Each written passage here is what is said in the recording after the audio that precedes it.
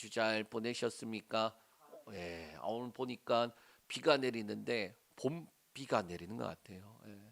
이 비가 봄비는 참 좋은 비입니다. 왜 좋은 비냐? 씨앗들이 이제 막 이제 힘을 얻어서 나아갈 때에 비가 필요해요. 이 비는 어떻게 보면은 그냥 여타 일상적인 비와 좀 다른 비죠. 이 봄에 내리는 비는 저와 여러분 또 신앙생활하면서 하나님이 주시는 특별한 은혜들이 있어요. 그런데 평소에 그냥 인생이 평안할 때 주시는 은혜는 자주 잊어버리기 쉬운데 그런데 딱 절 뭐죠? 그거 단어가 생각하네. 예, 딱 중요한 순간에 그 순간에 주시는 하나님의 은혜는 어떻게 보면은 그 시작부터 결판이 난 것과 같이 그러니까 시작을 했는데 하나님 주신 그 은혜로 시작했는데 아직 결과는 안 주어졌지만은 이미 결과를 얻은 것처럼 그러한 은혜가 바로 이 봄비와 같은 은혜예요. 예. 성경에는 그래서 이 두 가지 비를 말합니다. 이른 비와 늦은 비. 예. 이른 비 은혜가 또 늦은 비의 은혜가 더 나아가 때를 따라 돕는 은혜가 저와 여러분들에게 있기를 축복합니다.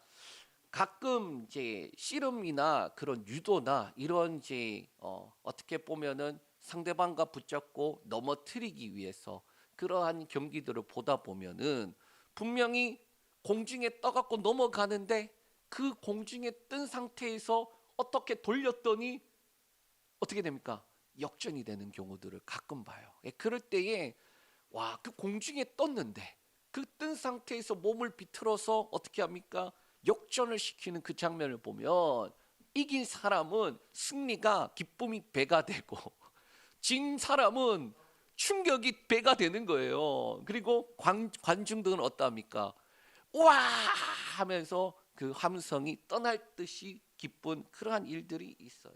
자, 우리가 살면서 이제는 끝이 났다라는 순간들을 사실 매번 만날 때마다 힘들지만 돌아보면은 늘 있어 왔어요. 그런데 그 과정들을 돌아보면은 하나님이 도와주셨고 하나님이 길을 열어주셨고 하나님이 해결해 주셨고 하나님이 만남의 복을 주셨고 하나님이 어디서 물어다 주는 까마귀 같이 그렇게 필요한 것도 채워주셨다라는 거 우리가 돌아보면 알아요. 그리고 그 문제들이 해결될 때 어떤 마음이 드느냐, 아 이제 살았다, 이젠 더 이상 힘든 일 없겠지. 하지만 그러나 또 이내 그러한 일들을 마주합니다. 자, 이렇게 끝났다고 느끼는 그 순간들에 왜 그러면 그렇게 느끼느냐?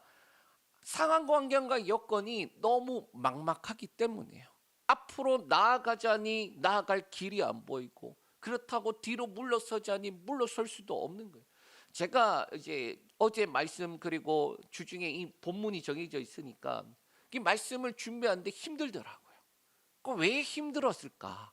오늘 말씀이 어떻게 보면은 가장 기쁜 소식이고 에스더 말씀에 있어서 가장 그 절정에 있는 역전의 절정에 있는 모습인데 왜 나는 말씀 준비하는 게 힘들고 그리고 심지어는 이렇게 막 힘이 다운이 됐을까? 가만히 생각해 보니까 말씀에서 이 에스더서의 말씀에서는 이미 그 말씀들이 지나왔잖아요. 그리고 이제 가장 큰 역전의 상황을 오늘 말씀을 나누는데 내 인생에서는 아직까지 거기까지 못 왔기 때문에 그렇지 않나요? 내 인생에서는 아직도 나는 지금 그 사망의 날과 생명의 날 가운데서 부딪히면서 뭐 하는 거예요? 그 날을 바라보면서 달려나가고 있는 중이니까 말씀을 보면서 준비하면서 저도 힘든 거예요. 하나님, 이때 기뻐하고 즐거워해야 되는데 나도 모르게 하나님 나의 인생은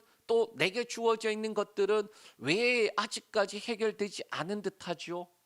물론 하나님이 해결해 주실 것 알면서도 왜 그게 잘 안 되지요? 물론 하나님이 여태까지 오면서 수많은 어려움들을 넘어가게 하셨고 그래서 하나님이 해 주실 줄 믿으면서도 왜 그게 안 되죠? 그러니까 마음이 어떻게 되느냐? 준비하면서도 힘든 거예요. 심지어 아까 와서 기도하는데도 힘들더라고요, 마음이. 그런데 왜 그럴까? 왜 그럴까? 생각해 보니까 은혜가 필요하구나. 예, 봄비 내리는 것처럼 하나님, 내가 지금 은혜가 필요해요. 하나님, 내게 하나님의 은혜를 부어 주시옵소서. 그런 마음이 들고 그런 기도를 하고 오늘 예배에 이렇게 섰어요. 저와 여러분들도 마찬가지입니다. 분명히 오늘 말씀을 보면은 이 결말이잖아요. 이 결말을 우리는 알면서 가는데도, 예? 저 결말과 나의 결말이 어떻게 보면은 동일한 하나님이신데 그렇게 행하실 줄 믿는데, 그런데 우리는 지금 그 과정을 통과하고 있으니까 나랑 상관없는 것처럼 느껴지는데 그게 아니라는 거예요. 오히려 그 일들을 행하신 분이 동일한 하나님이다. 너의 삶 가운데 새로운 일들, 광야에 길을 내고 사막에 강을 내실 분이다. 그 하나님을 바라보라. 그러한 마음이 우리 가운데 충만하길 축복합니다. 자, 에스더 9장에 오면은요, 이제 놀라운 일이 일어나요. 8장에 보면 이미 끝이 났는데 하만이 죽고 하만에 가진 모든 것들을 모르드게가 가지고, 그리고 새로운 생명의 조서를 찍었어요. 그런데 뭐가 있습니까? 아직 사망의 조서가 살아 있어요. 그 날이 지금 도래하고 있고, 그리고 에스더 9장에서는 이 사망의 날과 생명의 날이 어떻게 보면은 부딪혀서 어떻게 해결이 되는지, 그리고 어떤 승리가 주어지는지에 대해서 말씀하고 있는 내용입니다.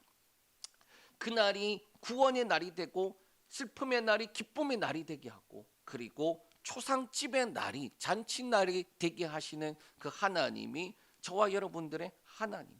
이제까지 우리가 에스더 말씀을 보면 하나님이 어떻게 하십니까? 사람을 세우세요.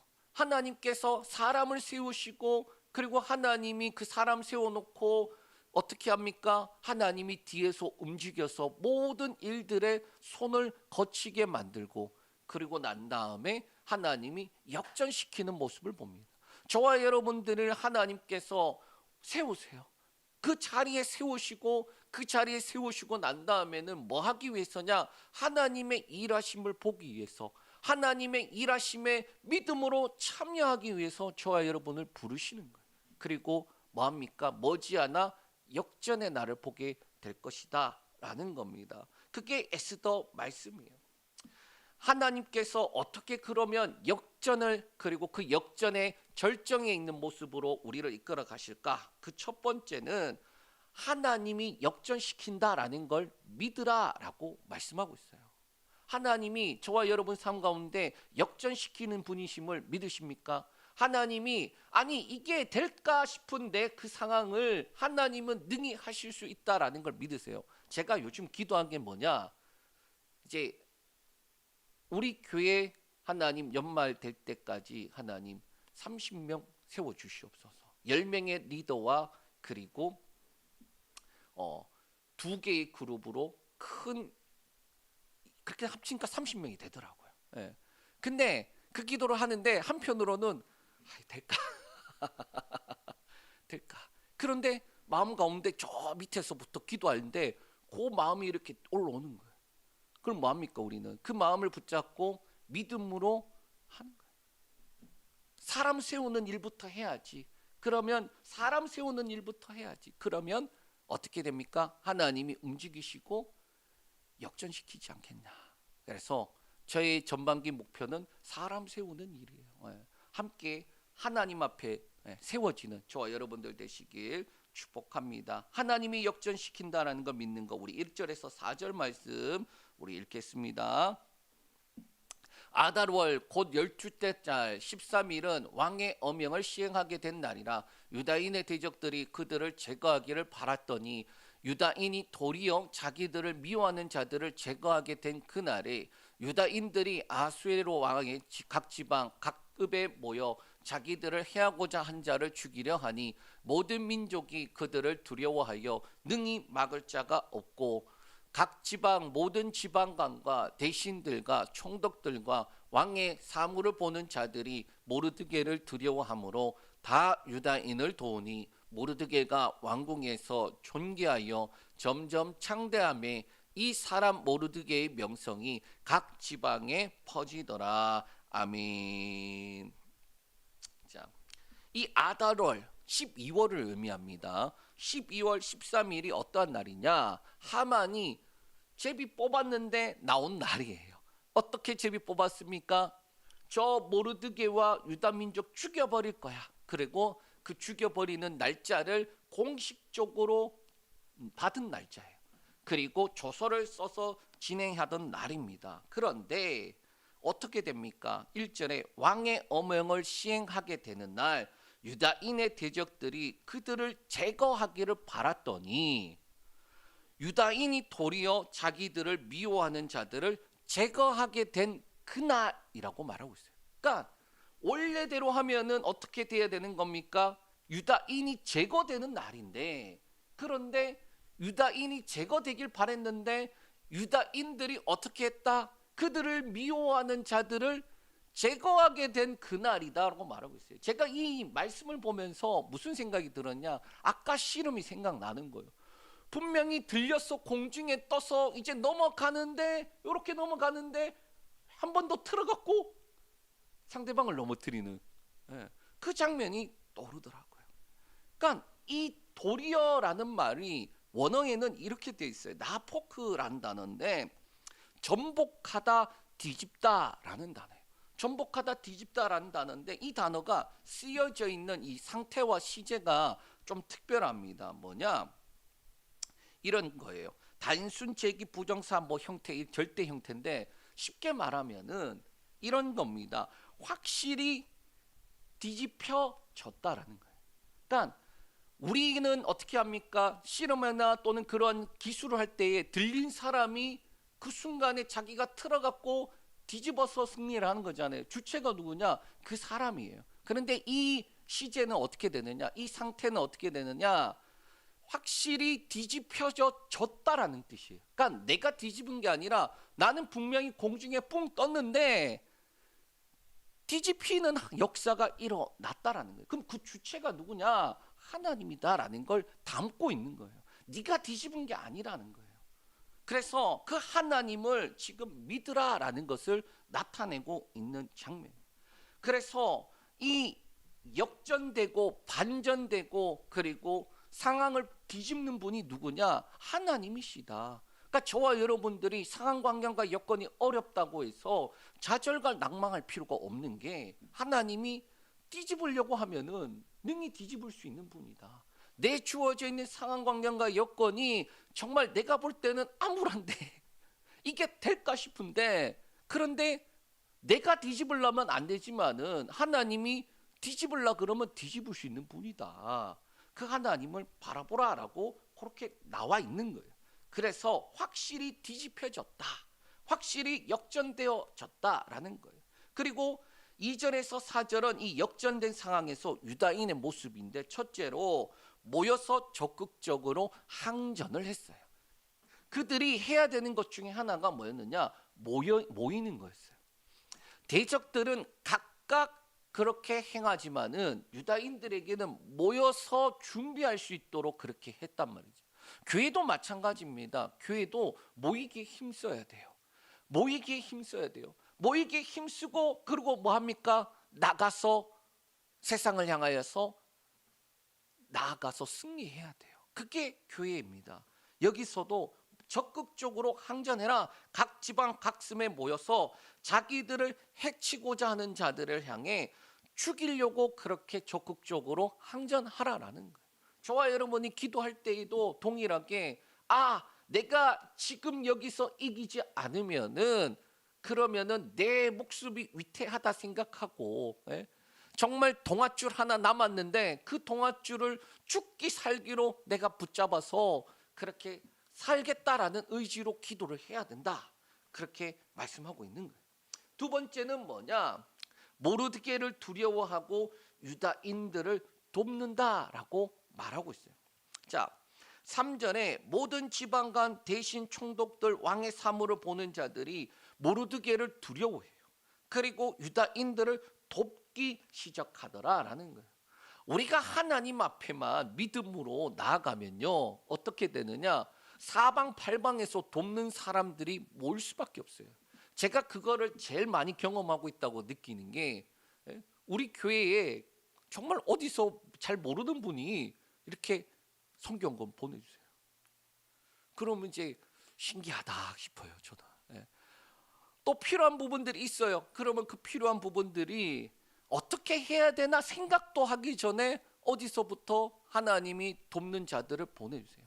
제가 주중에 성경 공부를 하는 우리 목사님들 지방에 모임들이 있어갖고 가서 공부를 하는데 그 이야기가 나왔어요. 우리 교회 이제 이전하면서 이렇게 인테리어 하고 했던 게 이제 2년이 다 됐거든요. 그런데 제가 무슨 이야기를 했느냐? 제가 힘들고 그리고 마음에 이렇게 답답할 때에 교회만 와도 기분이 너무 좋다고. 교회만 와도 힘이 난다고. 그 이유가 뭐냐? 이 인테리어와 이 모든 것들이 진짜 하나님의 돕는 은혜로. 예? 그러니까 저는 교회가 너무 좋다고 그렇게 이야기를 한 적이 있어요. 수요일이었는데. 왜 하나님의 돕는 것이 나타난 것이 있는데. 그러니까 내가 지치고 힘들더라도 하나님의 돕는 손이 있는데 포기하지 말아야지. 예. 힘은 들지, 사람이니까 연약하니까. 근데 뭐 하는 거예요? 다시금 하나님의 돕는 손을 붙잡고 나아가야지. 사방팔방에서 하나님이 돕는 자들을 보내주신다. 그거 믿어야 돼요. 셋째, 모르드게가 존귀와 창대 그리고 명성이 높아졌다라고 말하고 있어요. 제가 좋아하는 말씀 중에 하나가 뭐냐? 베드로 아마 전서에 있는 말씀인 것 같아요. 하나님이 낮추시기도 하고 높이시기도 하신다.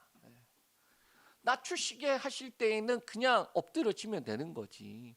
하나님이 어디까지 낮추시든지 상관없이 내가 그 앞에서 엎드려지면 되지. 그리고 하나님의 때가 되면 세우시면은 그때는 하나님이 세우시는 것이지 내가 높아지는 게 아니지. 그래서 제가 그런 생각을 해요. 언제까지나 그렇게 될지 모르지만 확실한 것은 하나님이 낮추실 때가 있으면 분명히 높이 세우실 때가 있다.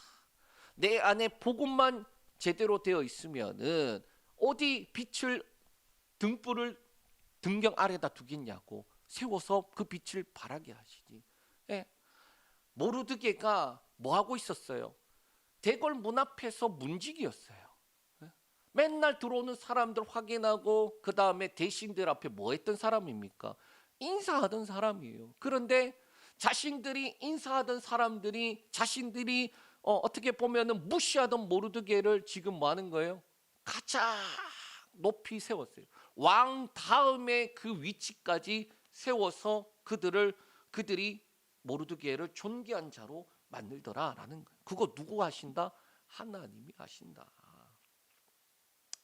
제가 개척을 위해서 준비하던 때입니다. 이제 이렇게 수원으로 왔고 연고도 없고 그래서 이제 저희 아내는 진짜 힘들어했어요. 왜? 뱃속에 아기는 있고 그리고 와서 개척 이제 처음 사택을 들어왔는데 제가 계약을 했거든요.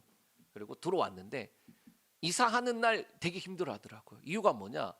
이 집이 구조가 이상해서 가구가 안 들어가는 거예요, 문으로. 그러니까 막 엉망이 되어 있는 그 상황이었어요. 예. 그러더니 한 3일 만에 이제 처갓집으로 가더라고요. 그리고 저는 돈도 없고 아무것도 없으니까 이 지역을 돌면서 개척할 장소를 찾아보는데 한 날은 너무 막막하길래 일기를 이렇게 썼던 게 기억이 나요. 그 일기를 이렇게 썼습니다. 1년 좀 지난 다음에는 내가 그때 개척 장소 알아보고 막 그러고 힘들었지. 예? 그리고 그래도 1년쯤 지나면은 모든 것들이 다 갖춰지고 있겠지라고 한 거예요. 자, 이 말이 뭔 말이냐? 그냥 1년쯤 후에 상상을 하면서 내가 과거를 돌아보면서 지금은 힘들지만 그래도 다 이렇게 되어 있겠지. 예. 그때는 막막했는데 그런 상상을 하고 그런 글을 썼는데 그리고 벌써 8년이 지났어요. 그 장소를 떠나서 벌써 지금 두 번째 장소까지, 세 번째 장소까지 그렇게 왔다라는 거예요. 뭘 이야기하고 싶으냐? 막연한 것 같은데 그 일이 벌써 8년이나 지났다라는 거예요. 그러면 지금의 막연한 것도 똑같아요. 하나님, 지금은 아무것도 없는데요. 그런데 하나님 연말 되었을 때 하나님께서 세워 주시는 사람들과 함께 기뻐하며 잔치하고 있겠지. 예. 그리고 그때 가서 야, 올해 정말 초에 정말 힘들었는데 우리 함께 해주시는 권사님, 함께 해주는 성도님, 또 함께 해주시는 기도해 주시는 분들 있었지. 그런데 그게 이렇게 열매 맺었지. 그렇게 고백할 날이 온다. 그걸 믿음으로 구했다라는 거예요. 자, 그런데 모르드게와 에스더도 한번 생각해 보길 바랍니다. 역전이 되리라고 상상을 했을까요? 하만이 그 조서를 딱 찍어갖고 날짜까지 박았는데 그때만 해도 에스더와 모르드게가 역전이 되리라고 상상을 했을까요? 아니에요. 자기들이 할 수 있는 모든 것을 한 것뿐이에요. 네가 지금 왕후가 된 것이 이때를 위함인 줄 어떻게 아느냐? 왕에게 나아가. 죽게 되면 그냥 죽어. 그런 느낌이거든요. 그런데 이렇게 역전이 되는 날이 오리라고 상상을 했을까요? 그렇지 않아요. 마침내 죽을 것 같은 그 시간들이 믿음으로 나아가는데 나아가는 그 발자국보다 하나님이 끌고 가는 게 더 빠른 거예요. 그리고 마침내 그 죽을 것 같은 날이 구원의 날이 되었다라고 말씀하고 있습니다. 우리 5절, 6절 말씀 읽겠습니다. 유다인이 칼로 그 모든 대적들을 쳐서 도륙하고 진멸하고 자기를 미워하는 자에게 마음대로 행하고 유다인이 또 도성 수산에서 500명을 죽이고 진멸하고 12월 13일이 되었어요. 그 당일이 되자 어떻게 되느냐? 5절에 유다인이 칼로 그 모든 대적들을 쳐서 도륙, 진멸, 그리고 자기를 미워하는 자에게 마음대로 행하고 주도권이 누구한테 있습니까? 유다인들한테 있다. 6절에 수산성에서 500명을 죽이고 진멸하고 라고 말씀하고 있어요. 이 사망의 조서와 생명의 조서, 사망의 법과 생명의 법이 딱 마주치는 그때에 유다인들은 방어만 한 게 아니라 적극적으로 생명의 법을 따라서 자신들을 향하여 오는 자들을 다 쳐서 승리하는 그런 모습이에요. 그리고 그 수가 도성수상에서는 500명이라고 말씀하고 있습니다. 자, 이 말씀을 잘 생각해 보면 우리가 어디에다 연결할 수 있느냐? 예수님이 십자가에서 죽으시는 그 사건이 사망의 법이 끝에 있을 때에 생명의 법이 발휘되는 그 순간, 꽝 부딪히는 그 순간에 어떻게 됩니까? 사망의 법이 무너지는 그 순간이 되어졌다라는 거예요. 자, 그리고 또 함무다다의 손자 하만의 아들 10명을 죽였다라고 말씀하고 있어요. 이 대적의 뿌리를 완전히 제거해 버리는 거예요. 하만만 죽인 게 아니라 하만의 모든 것 빼앗은 것만 끝이 아니라 그들의 씨앗들이죠. 자, 이 하만이 원래 아모리 족속 사람이에요. 사울이 이 아모리 족속 왕 시온, 아마 시온인 것 같은데 아모리 족속 왕을 죽였으면, 하각이구나, 죽였으면은 아각인가 하각인가 그 친구를 죽였으면은 되는 문제인데 그때 살려줬단 말이에요. 그리고 사무엘이 죽였지만은 그 진멸하지 않은 것, 그것을 지금 누가 마무리합니까? 모르드게. 쭉 내려오는 그 베냐민 족속의 그 모르드게가 이 하만의 족속을 완전히 진멸하는 그러한 모습이에요. 자, 그런데 이어서 나오는 말이 뭐냐? 그들의 재산에는 손을 대지 아니하였다라고 말씀하고 있어요. 그러니까 재산에 손을 대도 상관이 없어요. 법이 재산에 손을 대도 상관이 없는데 이들은 의도적으로 그들의 재산을 빼앗지 않아요. 왜? 이게 복수나 그리고 단순하게 그러한 내가 미워하기 때문에 그들을 치는 게 아니라 뭐 하는 거예요? 하나님의 공의와 정의, 하나님의 심판임을 나타내기 위해서 그들이 의도적으로 재산에 손을 대지 않는다라는 거. 자, 그리고 이 완벽해 보이는 이 승리에 마침표를 찍듯이 에스더가 어떻게 하느냐? 두 번째로 하나님은 남겨진 악을 끝까지 심판함으로 역전을 완성하시더라라는 거예요. 그러니까 싹을 잘라버렸고 그 싹을 잘라버린 것도 모자라 뽑아버리고 그것도 모자라 제초제 뿌리는 거예요. 그렇게 해서 싹이 완전히 나올 기미가 안 보이게 만들어버리는 거예요. 자, 왕이 에스더에게 이렇게 묻습니다. 11절 12절 말씀 읽겠습니다. 그날에 도성 수산에서는 도륙한 자의 수여를 왕께 아뢰니 왕이 왕후 에스더에게 이르되 유다인이 도성 수산에서 이미 500명을 죽이고 멸하고 또 하만의 10아들을 죽였으니 왕의 다른 지방에서는 어떠하였겠느냐. 이제 그대의 소청이 무엇이냐. 곧 허락하겠노라. 그대의 요구가 무엇이냐. 또한 시행하겠노라 하니. 자, 왕이 에스더에게 뭐라고 말하느냐. 야, 너 도상 수산에서 500명 죽였잖아. 하만의 10아들도 죽였잖아. 다른 지방에서는 얼마나 더 많이 했겠느냐. 그런데 또 소청이 있니? 라는 거예요. 그러면서 뭐라고 말합니다. 곧 허락해 주겠다. 너의 요구가 뭐냐? 내가 바로 시행하겠다라는 거예요. 우리가 이 에스더가 왕에게 처음 나아갔을 때에도 왕이 그렇게 말했어요. 네가 원하는 게 뭐냐? 그러면 나라의 절반이라도 당장 주겠다. 그렇게 하는데 지금 이 생명의 법이 발휘되고 그래서 유다인들이 살게 된 그때에도 왕이 그렇게 똑같이 이야기하는 거예요. 이 세 번의 요청을 들어줬지만 에스더의 요구, 이 추가적으로 더 들어주겠다고 강력하게 말하는데 그러면 에스더가 뭘 요청하느냐? 첫째는 하루를 더 달라고 말해요. 하루를. 자, 우리 13절 말씀 읽겠습니다. 13절. 에스더가 이르되 왕이 만일 좋게 여기시면 수산에 사는 유다인들이 내일 또 오늘 조서대로 행하게 하시고 하만의 10아들이 시체를 나무에 매달아 하소서 하니. 자, 분명히 500명 죽였고 그리고 대적들을 완벽하게 박살냈고 그리고 심지어 하만의 10아들까지 다 죽여버렸어요. 자, 그런데 에스더가 요구하는 게 뭐냐? 자, 이 하루를 더 달라고 말하고 있어요. 하루를. 자, 왜 하루를 더 달라고 했을까? 생명의 법과 사망의 법이 이렇게 꽝 부딪혀서 그러고 난 다음에 500명을 죽였음에도 불구하고 왜 하루를 더 달라고 했느냐? 사실 조금 이따가 보면 나오지만은 아직도 그 미워하는 자들, 유다인들을 미워하는 대적들이 남아있기 때문이에요. 그래서 완전히 그렇게 없애려면 하루가 더 필요하기 때문에 왕에게 요청하는데 이 요청이 문제가 될 수 있어요. 왜 이 요청이 문제가 될 수 있느냐? 잔인하거나 더 나아가 왕의 입장에서는 내란이나 분란으로 번질 수 있는 그런 가능성이 있기 때문이에요.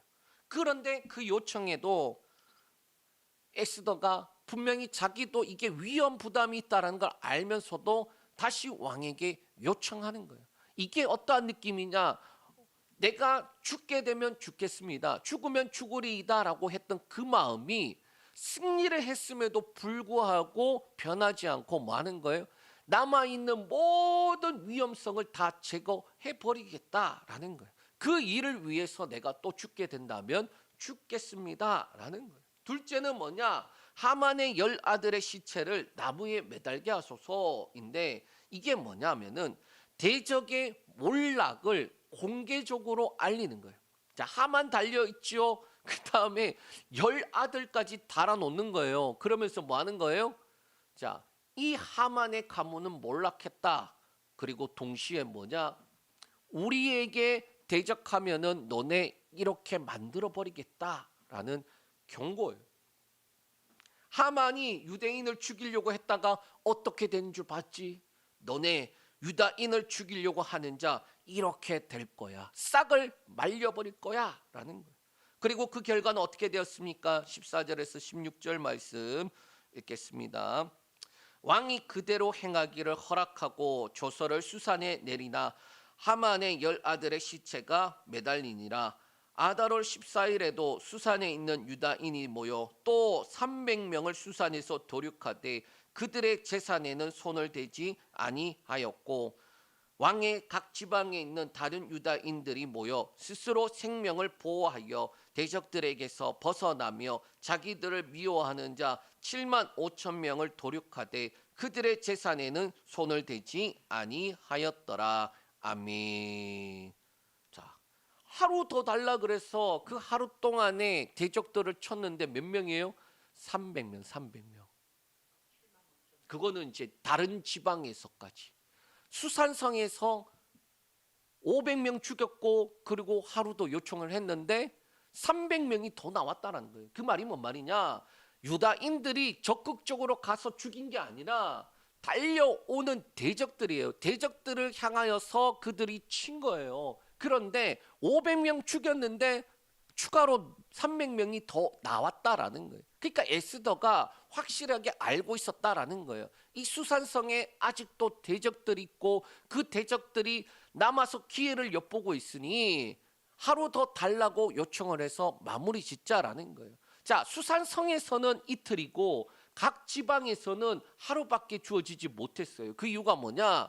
이 조서를 또 다른 조서를 찍었기 때문에 그게 전해지는 속도가 그렇게 되지 못해요. 자, 그렇기 때문에 그렇게 됐는데, 자, 그런데 이 여기서도 동일하게 뭘 말하느냐? 그들의 재산에는 손대지 아니하였다라는 거예요. 하나님의 심판이요, 하나님의 역전이요, 하나님이 일하시는 것이다라는 것을 지금 이들이 고백하는 거예요. 우리가 사사로이 그들의 재산을 빼앗기 위함이 아니다. 하나님께서 우리에게 주신 이 기회들을 우리는 하나님의 일을 행하는 자들이다라는 것을 나타내는 거예요. 그래서 9장에서는 10절, 15절, 16절 세 번이나 거쳐서 그 이야기를 하고 그리고 하나님의 심판임을 나타내고 있더라라는 거예요. 자, 그런데 이 모든 것들이 사실은 하나로 귀결됩니다. 어렵게 설명할 수 있는 어떻게 설명할까 그런 생각이 들다가 무슨 생각이 들었냐면 옛날에 그런 표가 많았어요. 뭐냐 하면은 자나깨나 불조심 꺼진 불도 다시 보자. 불 나는 것 따로 없고 불조심에 너나 없다. 살펴봐요 숨은 불씨 다시 봐요 꺼진 불씨. 이 불조심 포스터 표거든요. 뭔 말이냐? 분명히 이 불조심을 해야 되는데 이 불조심하는데 재차 확인하고 또 확인하고 또 확인해서 뭐 하는 거예요? 다시는 불이 일어나지 않도록 하자. 완벽한 승리를 위한 이 추가적인 요청으로 또 하만을 달아버림으로 이제 감히 엄두도 못 내게 만드는 거예요. 압도적인 승리를 하되 명확한 목적이 뭐다? 하나님이 역전시켰다라는 것을 나타내기 위한 거예요. 그러므로 하나님의 역전에는 완벽하고도 완전한 승리가 있더라라는 거예요. 저와 여러분의 삶 가운데 속에도 하나님의 역전의 순간들을 목도할 때에 뭐합니까? 나의 명성을 취하면 절대 안 돼요. 내가 잘나서 그랬다 그러면 절대 안 돼요. 하나님이 하셨다라고 고백하고 그 하나님의 하심의 그 완벽한 승리를 누리는 저와 여러분들 되시기를 축복합니다. 이어 세 번째로 하나님의 구원은 슬픔의 끝이 아니라 기쁨의 잔치로 완성하더라라는 거예요. 우리 17절에서 19절 말씀 읽겠습니다. 아달월 13일에 그 일을 행하였고 14일에 쉬며 그날의 잔치를 베풀어 즐겼고 수산에 사는 유다인들은 13일과 14일에 모였고 15일에 쉬며 이날의 잔치를 베풀어 즐긴지라. 그러므로 시골의 유다인 곧 성이 없는 고을고을에 사는 자들이 아달월 14일을 명절로 삼아 잔치를 베풀고 즐기며 서로 예물을 주더라. 아멘. 자, 두 개가 나와요. 13일, 14일까지 전쟁한다는 수산성, 도성에서만. 그리고 나머지 각 지방에서는 13일에 그 생명의 법을 발휘해갖고 싸워서 승리하고 14일에는 쉬고 그날 뭐 했다? 잔치했다. 수산성에는 13, 14 싸우고 15일에 쉬며 잔치했다라는 거예요. 자, 여기서 쉬며라는 단어는 왜 노아흐라는 단어인데 안식 안식과 평안을 의미하고 있어요. 하만이 빼앗으려고 했던 이 유다인의 안식을 하나님이 승리로 회복시켰다라는 것을 나타내는 거예요. 그리고 18절은 더 치열한데 13, 14일 모이고 15일에 쉬며 잔치를 베풀고 즐겼다라는 거예요. 자, 날짜 차이가 나는 이유 뭐 때문이다? 도성에서는 하루가 더 필요했고 각 지방에서는 하루로 마무리가 되었기 때문이에요. 두 날짜가 주어진 겁니다. 자, 그런데 공통적인 게 뭐냐? 바로 잔치를 베풀고 즐겼다라는 거예요. 그리고 이 잔치를 베풀고 즐겼는데 여기서 특이한 것이 뭐냐면은 서로 예물을 줬다라고 말하고 있어요. 이 문자적으로는 이 예물이 뭐냐? 목 그리고 분배라는 것을 의미하는데, 자, 분명히 대적들의 재산을 빼앗은 것이 아닌데 몫을 나눠줄 수가 있나요? 그러니까 전쟁을 해갖고 전리품을 가져왔으면은 기여도에 따라서 몫을 나눠주잖아요. 분배를 하잖아요. 그런데 대적의 것을 빼앗은 게 하나도 없는데 여기에는 서로 예물을 나눠줬다. 원어적 의미는 서로의 몫을 나누고 서로의 몫을 분배해줬다라고 되어 있다라는 거예요. 성경에서는 이와 비슷한 모습이 어디에 나오냐면 사도행전 2장 44절에서 47절에 나옵니다. 우리 한번 보겠습니다. 믿는 사람이 다 함께 있어 모든 물건을 서로 통용하고 또 재산과 소유를 팔아 각 사람의 필요를 따라 나눠주며 날마다 마음을 같이하여 성전에 모이기를 힘쓰고 집에서 떡을 떼며 기쁨과 순전한 마음으로 음식을 먹고 하나님을 찬미하며 또 온 백성에게 칭송을 받으니 주께서 구원받는 사람을 날마다 더하게 하시니라. 아멘. 초대교회에 이 성령 강림이 있고 그 성령 강림 다음에 이 베드로가 전도하죠. 회개하고 성령 세례를 받으라. 성령을 받으라. 그러고 난 다음에 3,000명이 어떻게 합니까? 돌아와요. 그래서 초대교회의 이 예루살렘 교회가 급속히 폭발적으로 늘어나는데 그 중에 특징을 이렇게 말하고 있습니다. 2장 42절에 사도의 가르침을 받아 서로 교제하고 떡을 떼며 오로지 기도하기를 힘쓰니라 라고 말하고 있어요. 교회의 가장 핵심적인 요소가 이것이다라는 것을 말하고 있고 그것이 확장이 되어지는 거예요. 확장이 어떻게 되지냐? 다 함께 서로 통용, 필요를 따라 나눔, 마음을 같이하여 성전에 모이기를 힘씀, 집에서 떡을 떼며 음식을 먹음, 하나님을 찬양하며 백성에게는 칭송받음, 날마다 구원을 받는 자가 더함, 그것으로 확장되는 거예요. 그러니까 기본적인 교회의 모습에 그 모습으로 그치는 게 아니라 교회는 뭐 어떻게 되는 거냐? 확장되어져 가는데 거기에는 뭐냐? 함께 베풀고 즐기는 그 즐김이 있으면서도 동시에 서로의 예물을 주는 것이 있다라는 거예요. 그러니까 물질의 공급만 이야기하는 것이 아니라 이 공동체, 교회라는 것은 연약한 자의 부분을 채워주는 것이 바로 교회다라는 거예요. 교회는 하향 평준화되는 게 아니라 상향 평준화시키는 것이 교회다라는 거예요. 그 교회에 건강한 사람이 많으면 많을수록 건강하지 못한 자가 왔을 때에 그 건강한 자로 만들어가는 그 능력이 있는 게 바로 교회다라는 거예요. 그래서 함께 잔치를 베풀고 즐기며 서로 예물을 주더라라는 것은 뭐냐? 완벽한 승리를 경험하면서 동시에 공동체가 된 거예요. 그리고 더 나아가 어떻게 하느냐? 20절에서 22절 읽습니다. 모르드게가 이 일을 기록하고 아수에르 왕의 각 지방에 있는 모든 유다인에게 원근을 막론하고 글을 보내어 이르기를 한 규례를 세워 해마다 아달월 14일과 15일을 지키라. 이날에 유다인이 대적에서 벗어나서 평안함을 얻어 슬픔이 변하여 기쁨이 되고 애통이 변하여 길한 날이 되었으니 이 두 날을 지켜 잔치를 베풀고 즐기며 서로 예물을 주며 가난한 자를 구제하라 하매. 첫째, 역전을 기록하라라고 말하고 있어요. 이 모르드게가 승리하고 잔치의 기쁨을 가졌다. 자, 우리 기뻐하자. 그걸로 끝나는 게 아니라 이것을 뭐 하는 거예요? 기록하는 거예요. 저와 여러분이 하나님 앞에 기도하고 또 하나님 앞에, 저는 개인적으로 감사 예물이 하나님 앞에 기록하는 거라고 생각해요. 내게 주어져 있는 수많은 일들 속에 감사할 일 많잖아요. 그런데 중요한 거는 나는 잊어버린단 말이에요. 너무나도 수많은 하나님의 은혜를 인하여 감사한 일이 많은데 그걸 잊어버려요.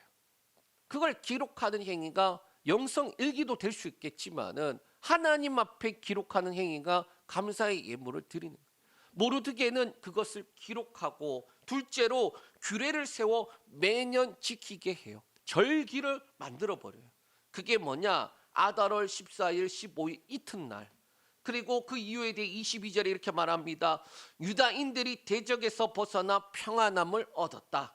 슬픔에 변하여 기쁨이 되었다. 애통이 변하여 길한 날이 되었다라는 거예요. 셋째로 지키면서 해야 할 일을 즐기고 동시에 예물을 주고 가난한 자를 구제하라라고 말하고 있어요. 자, 그러면 왜 가난한 자를 구제하라라고 말할까? 누구도 소외되지 않고 공동체이고 함께 기뻐해야 되는 것이기 때문이다라는 거예요. 이 모든 것이 하나님의 손과 은혜임을 나타내는 게 뭐냐? 가난한 자가 소외되지 않게, 우리 공동체 구성원이 연약한 자가 연약함으로 무너지지 않도록 지지해 주게, 그렇게 해주는 것이다. 그리고 그날을 불임절이다라고 말하고 있어요. 우리 26절에 18절 읽습니다. 무리가 불후의 이름을 따라 이 두 날을 불임이라 하고 유다인이 이 글의 모든 말과 이 일을 보고 당한 것으로 말미암아 뜻을 정하고 자기들과 자손과 자기들과 화합한 자들이 해마다 그 기록하고 정해놓은 때 이 두 날을 이어서 지켜 패하지 아니하기로 작정하고, 자, 작정하고 제가 읽을게요. 작정하고 각 지방 가급 각 집에서 대대로 이 두 날을 기념하여 지키되 이 불임일을 유다인 중에서 패하지 않게 하고 그들의 후손들이 계속해서 기념하게 하였더라. 아멘. 여기서 확실하게 할 수 있는 건 뭐냐? 바로 역전에 대한 내용이에요. 이 불임절의 기원이 뭐라고 말하느냐? 부르에서 왔다라는 거예요. 부르. 부르가 뭐냐? 제비 뽑다라는 거예요. 원래 제비 뽑은 날은 누굽니까? 하만이 유다인 죽을 날 잡아놓은 건데, 그런데 하나님이 그 하만이 모든 것들은 지가 다 주도해서 했는데 날짜를 뽑았는데 뽑은 날짜는 자기가 어떻게 할 수가 없었어. 왜? 제비 뽑았으니까. 하나님이 모든 것들을 어떻게 보면 뒤집는데 그 뒤집는 게 뭐였다? 제비 뽑는 거, 날짜였어요. 여기서 부르라고 말하는 그것, 그래서 불임절이라고 말하는 것이 뭐냐? 모든 것들은 네 맘대로 할 수 있었어도 뭐 하는 거예요? 제비 뽑는 거는 네 맘대로 할 수 없지. 모든 것들은 네 맘대로 할 수 있었어도 날짜는 네가 어떻게 할 수 없지. 하나님이 그런 분이시지라는 거예요. 저와 여러분 삶 가운데서도 동일합니다. 하나님, 죽을 날 받아놓은 것처럼 살아가는 자들 되지 않게 하여 주시고 그날이 도리어 변하여 생명의 날이 되게 하여 주시옵소서. 하나님 은혜를 부어 주시옵소서. 말씀을 정리합니다. 이보다 더 통쾌하고 기쁠 수 있겠습니까? 그런데 그 기쁨을 자기 개인에만 누리는 게 아니라 공동체로, 더 나아가 후손들에게 기억되게 만들어 갑니다. 그리고 그것을 하나님 앞에 감사하는 거예요. 우리가 그리스도인이 되어 교회 안에서 함께 공동체를 이루어 신앙생활을 하고 있어요. 교회 안에서 가장 기본적으로 뭐냐? 구원의 기쁨과 그것에 대한 감사가 예배 가운데 늘 있어야 해요. 그리고 뭐 해야 되냐? 서로 예물을 나누는, 물질을 나누라는 개념이 아니라 뭐다? 연약한 지체가 있으면 그 연약함을 채워서 함께 건강하게 나아가는 것, 그것을 위해서 돌보고 섬김의 일을 하는 거예요.